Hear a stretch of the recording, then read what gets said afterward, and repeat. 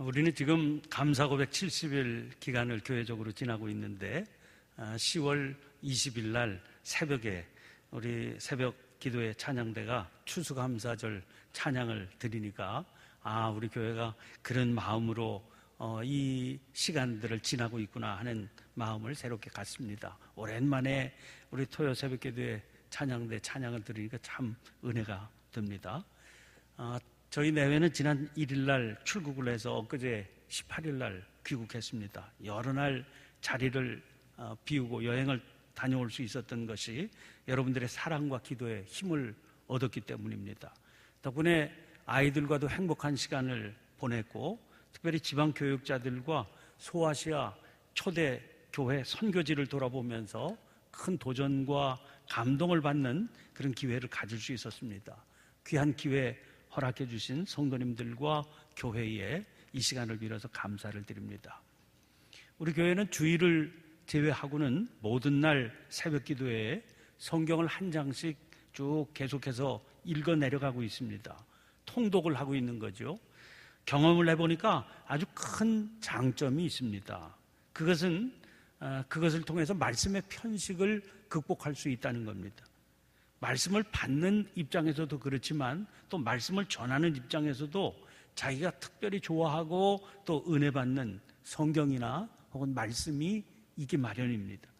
그러나 거기에만 빠지게 되면 자칫 잘못하면 균형을 잃어버리게 되고 한쪽에 치우쳐서 편식 증상이 나타나서 그렇게 되면 영적인 위험에 처하게 되지요. 그래서 때로는 내게 어렵고 또 지루하고 받아들이기 어려운 그런 말씀의 터널도 경험해보고 또 통과해볼 수 있어야 되거든요. 그러려면 그 말씀을 붙들고 씹고 또 씹어야 됩니다. 그렇게 억지로라도 그런 과정을 통과하다 보면 전혀 생각지 못했던 그런 큰 은혜를 맛볼 수 있게 되지요. 그게 바로 통독의 장점입니다. 취사 선택한 말씀이 아니라 주어진 본문을 씹고 또 씹는 그런 과정을 이렇게 밟아가게 되기 때문이죠. 지금까지 레위기를 쭉 읽었는데 새벽마다 그 레위기도 읽기 쉬운 성경이 아니었습니다. 그러나 오늘부터 읽게 되는 민수기도 사실은 그럴 수 있습니다. 유대교인들은 이 책의 이름을 와에다베르라고 그렇게 불렀습니다. 그것은 그리고 그가 말씀하셨다, 이런 단어입니다. 이것은 이 책이 시작되는 히브리 원문의 첫 단어가 바로 그 단어이기 때문입니다. 유대인들은 모세 오경의 각 책의 이름을 이런 식으로 부릅니다. 예를 들면 창세기는 첫 단어가 태초에로 시작되거든요. 그래서 베레시트 이렇게 부르고, 출애굽기는 이름들이라고 하는 단어로 시작됩니다. 그래서 쉐모트, 그 이름이 이렇게 붙어 있습니다. 민수기는 그리고 그가 말씀하셨다, 이런 말로 시작되기 때문에 와에다베르 이렇게 부릅니다. 그런데 레위기의 이름은 와이크라입니다. 그리고 그가 부르셨다. 그런데 와이크라 또 이 말이 와에다베르 이거하고 좀 혼동되기 쉽거든요. 그래서 후에 그 다음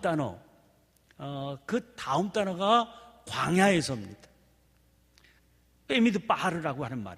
그래서 그 이름으로 부르게 되는 거죠. 그런데 이 민수기에는 그 이름 외에도 정통적인 그 이름이죠. 또 다른 이름이 여러 개 있습니다. 예를 들면 계수의 오경 혹은 백성들의 불평, 이런 이름이 붙어있는 성경입니다.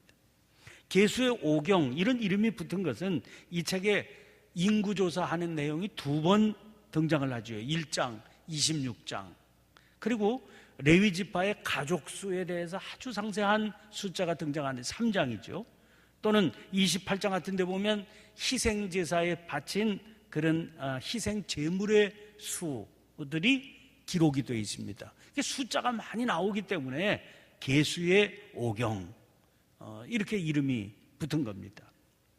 헬라 번역 성경인 70인역은 그래서 숫자라고 하는 의미의 헬라어 아리드모이라고 하는 이름을 붙이게 되고, 라틴어로 이 구약 성경을 번역한 걸 불가타역이라고 그러는데, 그 불가타역에서는 그 이름을 그대로 번역해서 누메리, 숫자라고 하는 이름에 누메리라고 하는 이름을 붙였습니다. 영어도 이 전통을 그대로 받아서 numbers, 숫자들, 이렇게 그 성경의 이름을 붙였죠. 우리 가지고 있는 성경 민수기라고 하는 이 이름도 그 전통을 그대로 받은 겁니다. 그런데 백성들의 불평, 성경 이름이 이거는 좀 특이하지 않습니까? 그런데 이 이름은 이 책의 내용을 따라서 붙인 이름입니다. 광야 생활 38년간의 이 책은 그 38년 동안 광야 생활한 기록이거든요.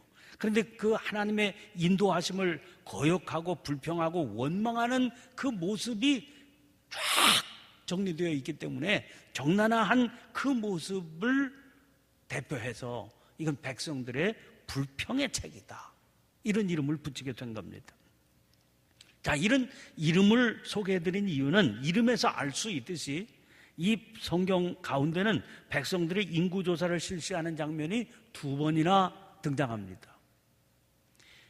1장과 26장이라고 말씀드렸는데요, 1장의 인구조사는 1절 말씀에 기록한 대로 이스라엘 자손이 애굽 땅에서 나온 후 둘째 해 둘째 달 첫째 날에 내리신 하나님의 말씀에 따라서 시내 광야에서 시행됩니다. 그 대상을 하나님께서 말씀하셨는데 3절에 보면 20세 이상으로 싸움에 나갈 만한 모든 남자를 세라 그랬어요. 그 레위 지파는 그 숫자 파악에서 전쟁에 동원되지 않기 때문에 레위 지파는 그 숫자에서 빠지게 됩니다. 그래서 세보니까 46절에 얼마로 나오는 거 아니 60만 3,550명으로 집계됩니다. 그럼 레위 지파의 숫자는 얼마냐? 레위 지파는 20세 이상 남자로 계산하지 않고 1개월 이상 된 남자로 계산해. 그래 보니까 3장 39절에 2만 2천 명으로 그렇게 집계가 됐습니다. 자, 26장에 두 번째 인구조사가 등장을 하는데 그것은 그때로부터 38년이 지난 때의 얘기입니다. 가나안 땅에 들어가기 직전에 첫 번째 인구조사는 시내 광야인데 두 번째 인구조사는 모압 광야입니다. 이제 가나안 땅이 바로 앞에 보이는 그 자리지요. 거기서 하나님께서 다시 명령을 내리셔서 인구조사하게 시키십니다. 이때도 26장 2절을 보면 이스라엘 중에 20세 이상으로 능히 전쟁에 나갈 만한 모든 자를 계수해라, 그렇게 명령을 내리셔요. 그래서 이제 인구조사를 실시해 보니까 레위 지파를 제외한 이스라엘 숫자는 60만 1,730명으로 26장 51절에 그렇게 기록이 되어 있습니다. 그리고 1개월 이상 된 레위 지파의 숫자는 2만 3천 명입니다. 자, 이걸 보면 숫자가 거의 비슷하다 하는 것을 알 수 있죠. 38년이 흐른 뒤에 그 비슷한 숫자로 그대로 유지가 되고 있습니다. 그런데 성경을 보니까 또 다른 같은 목적의 또 다른 인구조사가 소개되고 있습니다. 사무엘하서 24장, 역대상서 21장에 그 인구조사가 등장하는데 그것은 다윗의 명령으로 시행된 인구조사입니다. 다윗이 인구조사를 해야 되겠다 이렇게 결심을 하고 이제 측근 중에 측근인 군대 사령관 요압에게 그 명령을 전달하지요. 너 나가서 인구조사를 해라. 그랬더니 그 아주 믿을 만한 측근 중에 측근인 요압이 말이죠, 정면에서 왕의 명령을 반대합니다. 이런 이유로 반대해요. 사무엘하서 24장 3절입니다. 요압이 왕께 아뢰되 이 백성이 얼마든지 왕의 하나님 여호와께서 100배나 더하게 하사 내 주 왕의 눈으로 보게 하시기를 원하나이다. 그런데 내 주 왕은 어찌하여 이런 일을 기뻐하시나이까 하되. 무슨 얘기인 거 아니? 아니, 숫자가 얼마든 하나님께서 기뻐하시면 모든 전쟁에서 하나님께서 이기게 하실 텐데 왜 이렇게 인구조사하는 일을 시키십니까? 이건 쓸데없는 일이고 하나님께서 좋아하지 않는 일이십니다. 이렇게 반대하는 거예요. 그런데 다윗은 무슨 생각인지 그가 그렇게 강력하게 반대하는데도 불구하고 무슨 말이야, 조사를 하려니까 조사를 강행시킵니다. 그래서 9개월 20일 만에 조사가 종료됐습니다. 그 결과는 이렇게 나와요. 24장 9절인데 이스라엘에서 칼을 빼는 담대한 자가 80만 명이요 유다 사람이 50만 명이다. 그러니까 도합 130만 명입니다. 그런데 이 조사를 마친 후에 다윗이 자책하면서 회개를 합니다. 24장 10절에 이렇게 말씀해요. 다윗이 백성을 조사한 후에 그의 마음에 자책하고 다윗이 여호와께 아뢰되 내가 이 일을 행함으로 큰 죄를 범하였나이다. 여호와여 이제 간구하옵나니 종의 죄를 사하여 주옵소서. 내가 심히 미련하게 행하였나이다 하니라. 인구조사 다 끝난 뒤에 다윗이 이렇게 크게 하나님 앞에 회개합니다. 그런데 다윗의 이 자책은 저절로 이루어진 일인 것만 같지 않습니다. 왜냐하면 이런 자책을 하고 회개하는데 하나님께서 보내신 선지자 갓에게 하나님의 말씀이 임하거든요. 그래서 다윗에게 가서 그 내용을 전하라고 하세요. 그게 뭐냐면 내가 너한테 이 일 때문에 3가지 징벌을 보여주겠다. 그 중에 네가 하나를 택해라. 그 아무 징벌이나 내리시지 않고 3가지 징벌 중에 하나를 택해라 하신 것도 하나님께서 다윗을 긍휼히 여기셔서 내리신 선하신 방법이었다는 거예요. 24장 13절에 갓이 이렇게 말합니다. 갓이 다윗에게 이르러 아뢰어 이르되 왕의 땅에 7년 기근이 있을 것이니까 혹은 왕이 왕의 원수에게 쫓겨 3달 동안 그들 앞에서 도망하실 것이니까 혹은 왕의 땅에 사흘 동안 전염병이 있을 것이니까 왕은 생각하여 보고 나를 보내신 이에게 무엇을 대답하게 하소서 하는지라. 이게 3가지예요. 7년 기근을 받아들이겠느냐, 아니면 원수에게 쫓겨 3달 동안 도망을 치겠느냐, 아니면 사흘 동안 전염병이 돌게 하겠느냐. 3 중에 하나 택해라. 다윗은 그 3 중 마지막 징벌을 택합니다. 그 결과가 뭐냐 하면 7만 명이나 되는 백성들이 전염병으로 희생을 당하는 그런 끔찍한 재앙을 맞게 되지요. 여기서 우리가 알 수 있는 확실한 내용이 뭡니까? 하나님께서 이 인구조사를 기뻐하지 않으셨다는 겁니다. 역대상서 21장에 똑같은 내용이 거듭 반복되어서 기록되어 있습니다. 여기서는 아주 확실하고 분명하게 이렇게 설명하고 있어요. 21장 1절입니다. 사탄이 일어나 이스라엘을 대적하고 다윗을 충동하여 이스라엘을 계수하게 하니라.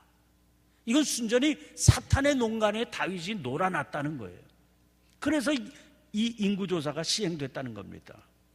그래서 21장 7절 보면 하나님이 이 일을 악하게 여기사 이스라엘을 치심해 그랬습니다. 3가지 중 하나를 택하라 한 것은 그 다음에 일어난 일이라는 거예요. 그러면 아니 민수기에서는 하나님께서 직접 인구조사를 시행하게 하셨는데 왜 다윗의 행위는 악하게 여기셨을까 하는 겁니다.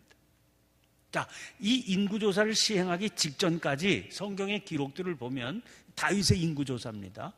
줄줄이 무슨 기록이 나오는 거 아니? 다윗이 거둔 승리의 기록이 나와요. 승리의 기록들이 쭉 기록이 등장하고 나온 뒤에 다윗이 인구조사를 실시해야 되겠다 이렇게 마음을 먹었다는 겁니다. 여기서 뭘 알 수 있는 거 아니? 다윗은 그 승리에 도취된 거로구나. 그래서 마치 그 승리가 자기가 지니고 있는 군사력의 결과 아니냐, 내가 지닌 군사의 숫자가 얼마나 되는지 한번 알고 싶다, 이런 마음 때문에 일어난 거죠. 이건 다윗의 착각 아닙니까? 다윗이 거둔 승리가 어디 자기가 가지고 있는 군사력 때문인가요? 하나님께서 그를 통해 역사하신 거죠. 그래서 내가 거둔 승리, 이게 군사력이 얼마나 되었기 때문인지 좀 내 눈으로 확인하고 싶다, 그런 조바심이 일어나서 판단력을 잃어버렸기 때문에 시행하게 된 게 이 인구조사라는 거죠. 하나님께서는 그 모습 그리고 그 자세를 아주 악하게 여기셨던 겁니다. 그러면 또 묻게 되지요. 그런 하나님께서 왜 민수기에서는 친히 인구조사를 시행하게 하셨을까 하는 겁니다. 이것이 바로 민수기 전체의 내용과 연결되는 말씀의 내용입니다. 자, 아까 숫자를 소개해드렸는데 첫 인구조사 시행한 결과 군사의 숫자, 백성들의 숫자, 군사들의 숫자가 60만 3,550명입니다. 남자로 칼을 들고 나가서 전쟁을 할 만한 군사의 숫자다. 그래서 이제 인구 대비를 전체 이렇게 얼추 잡아서 한 200만 정도 되었을 거다, 이렇게 생각을 하는 거죠. 그런데 이 인구조사의 대상이 되었던 모든 이들 가운데 38년이 흐르고 난 뒤에 모압 광야에서 인구조사 시행할 때 그때까지 살아남아 있었던 사람들은 갈렙과 여호수아입니다. 모든 사람들이 광야에서 죽게 돼요. 그러니까 두 번째 인구조사에서 계수된 이들은 다 나중에 태어난 이들입니다.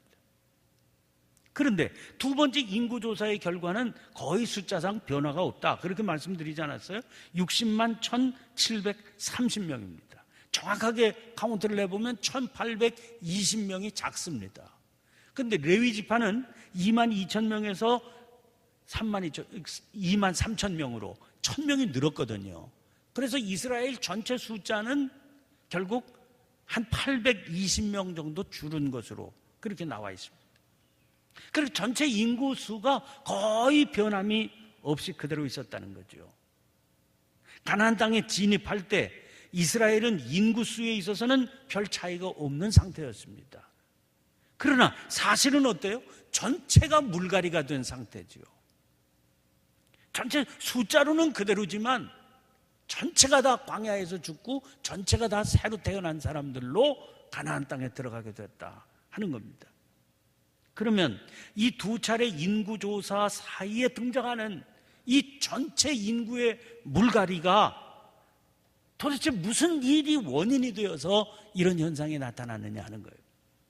그것을 보여주시려고 하는 게 바로 민수기의 내용이다. 이 1장과 26장 사이에 일어난 일들이 무슨 일들이었느냐 하는 걸 하나님께서 보여주시려고 하는 겁니다. 유진 피터슨이 이 책을 전체적으로 조망하면서 소개하며 서술한 내용이 있습니다. 이런 내용이에요.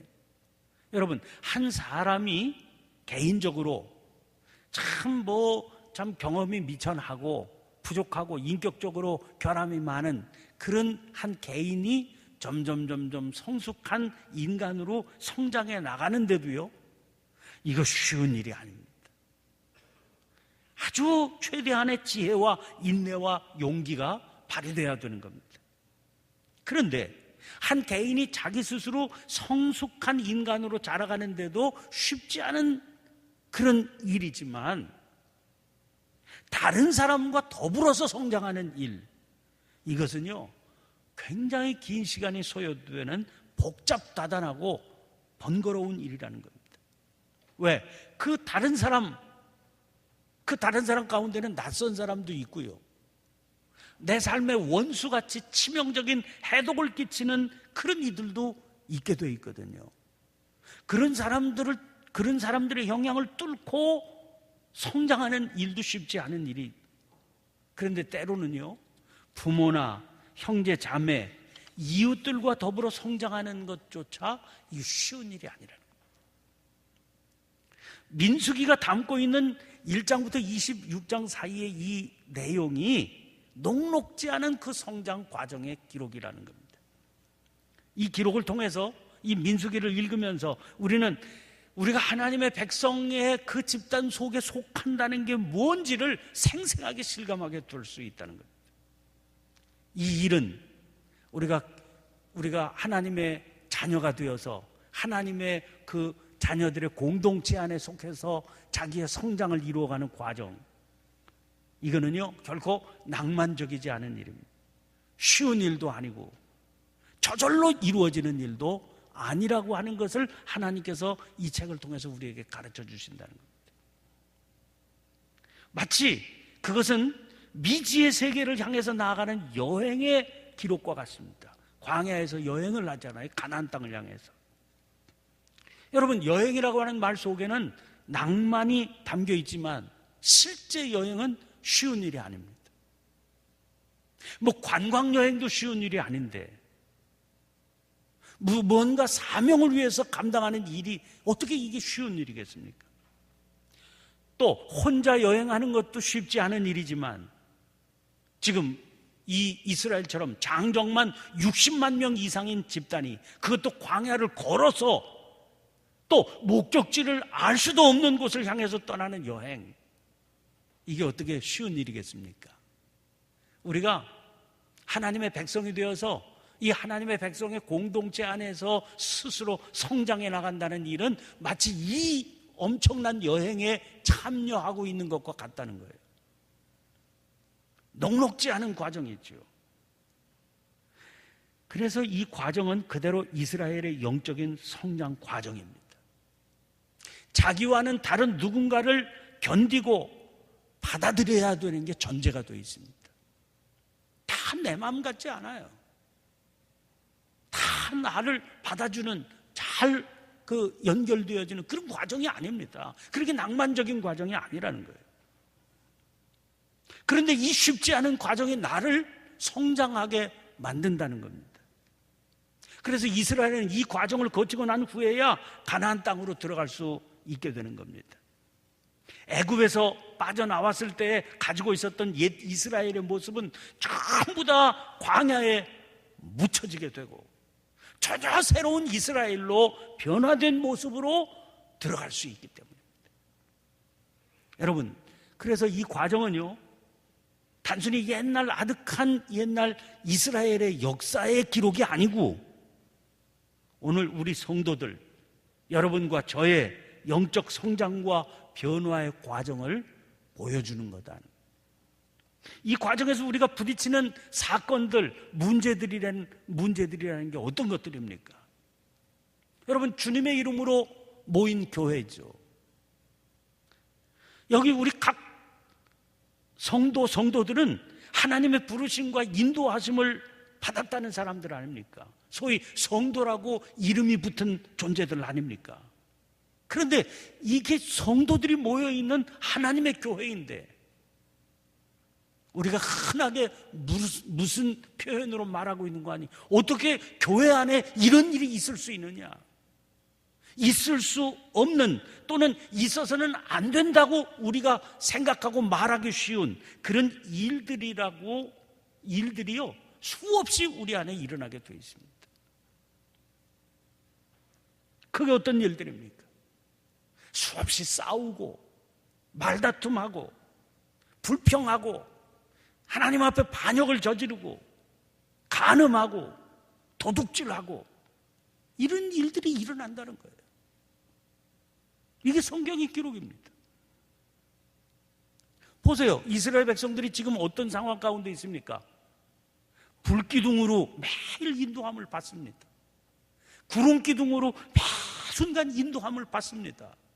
불기둥, 구름기둥이 뭐예요? 하나님의 엄연하신, 엄존하신 임재 아닙니까? 하나님께서 이끌고 나가시는 집단이에요. 생생하게 하나님의 임재 앞에 살아가는 집단입니다.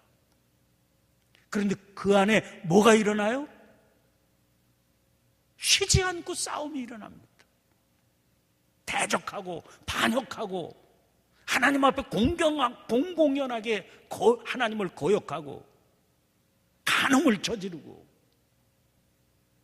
하나님의 임재가 있는데 거기서 도둑질하고 이런 일들이 일어난다는 거예요.